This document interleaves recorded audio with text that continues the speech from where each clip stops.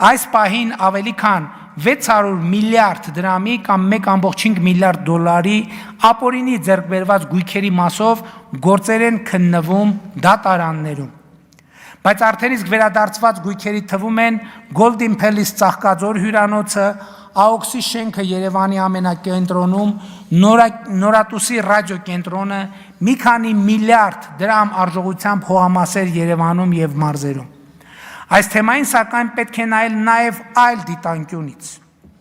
Զանգեզուրի պղնձամոլիբդենային կոմբինատում Հայաստանի Հանրապետությունը 21.8% փայաբաժին ունի իմ տված խոստման համաձայն։ Այս փայաբաժինը ինքնին մի քանի 100 միլիոն դոլարի շուկայական արժեք ունի, մի քանի 100 միլիոն դոլարի։